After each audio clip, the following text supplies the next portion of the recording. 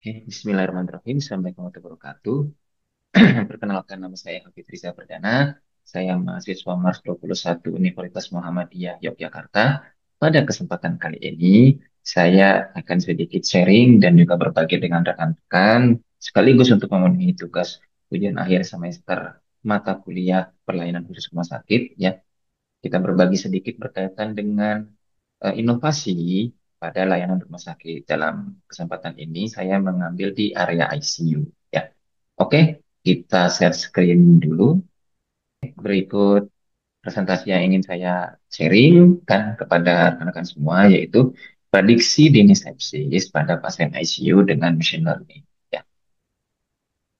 Dasar pemikirannya kita coba refresh sedikit saja berkaitan dengan sepsis. Di mana itu adalah respon sistemik terhadap infeksi yang menyebabkan disfungsi organ pada pasien. Ya, jadi ada infeksi berat yang respon tubuhnya terlalu berlebihan sehingga organ-organ menjadi rusak karena infeksi tersebut. Ya, bisa sampai sepsis berat dan shock sepsis yang menyebabkan mortalitas tinggi.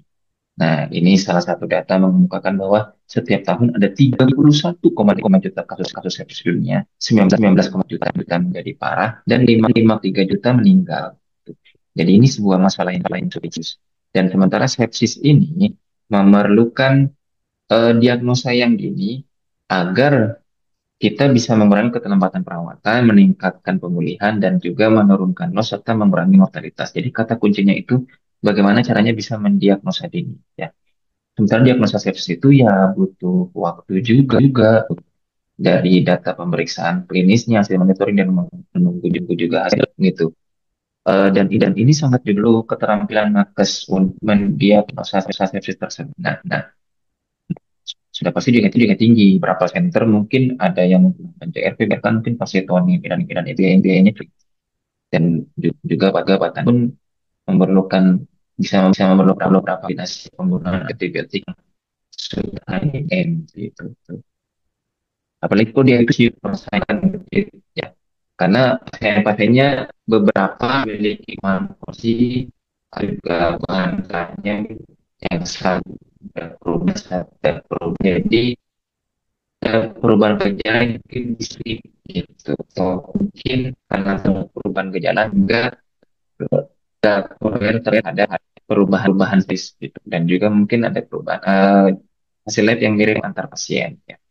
Meskipun saat ini sudah ada penilaian sepsis yang digunakan seperti yang tertera pada slide, ya, masih punya keterbatasan yaitu bersifat subjektif, variabel penilaian terbatas, sehingga saya berpikir kayaknya bisa diperlukan penilaian prediktif untuk meningkatkan deteksi dini dan bisa meningkatkan kualitas manajemen dari sepsis.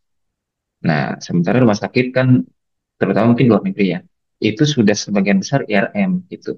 Dan IRM ini kan dia punya ada data yang terstruktur yang berupa TTV hasil lab, punya kompor berapa tidak, lembar monitoring, dan juga data-data terstruktur seperti CPPT atau bacaan radiologi. Ini bisa menjadi bank data untuk machine learning sehingga bisa menciptakan sebuah alarm untuk prediktif satu sepsis seperti itu. Prediktifnya kita bisa pakai dari TTV atau data pasien, termasuk juga di sini ada BCS, saturasi oksigen, ya, usia dan jenis kelamin.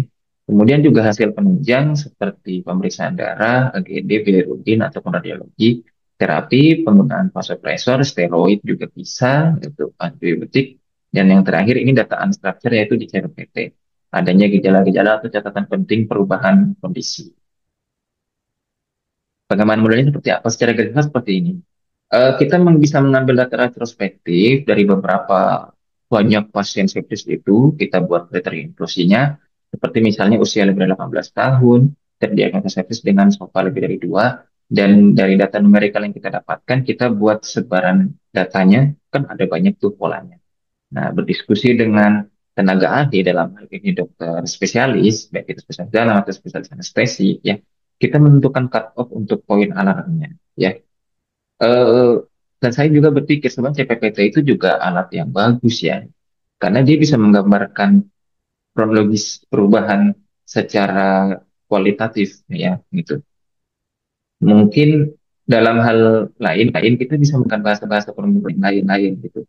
Bisa ada yang bisa namanya large language model. Jadi dia membaca dari data apa namanya data unstructure-nya itu untuk membuat semacam alarm yang nanti kita bisa buat menjadi numerik. Nah, ini masih sedikit yang pakai data-data unstructured ini yang di PT ini. Belum ada proyek juga yang mengintegrasikan proyek-proyek yang serupa untuk predictive service ini di beberapa negara. Jadi masih terpisah-pisah gitu. Kalau sebenarnya kalau saya pikir jika ada satu organisasi yang menaungi untuk bisa dikerjakan dari berbagai negara, kita bisa menciptakan model alarm prediktif yang lebih oke gitu dan bisa diterapkan di beberapa negara. Ini mungkin contoh singkatnya ya terkait dengan pengambilan datanya. Jadi kita pakai data yang numerikal di sini ya. Kemudian yang data-data tadi saya sebutkan dan ada data-data yang bisa dipakai di Cloud. Nanti kita pakai eh, data-data yang tadi dengan bahasa yang lebih besar gitu eh, untuk menyerap clinical symptom yang nanti kita akan buat likelihood kalkulatornya sehingga nanti kita bisa membuat risk score untuk alarmnya.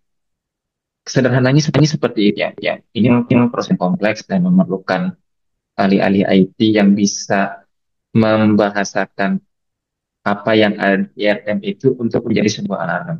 Ya.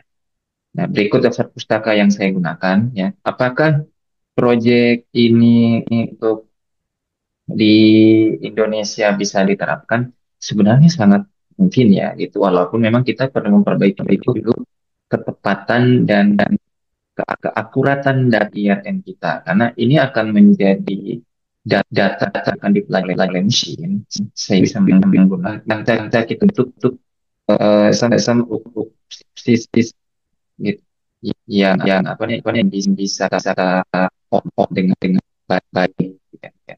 Kurang yang ingin sampaikan sih itu untuk mudah-mudahan bisa bisa menjadi nambah nasan bagi kita semua. Jika rekan-rekan ada diskusi, silakan bisa diskusi di kolom komentar. Sekian, wabillahi taufiq. Wassalamualaikum warahmatullahi wabarakatuh.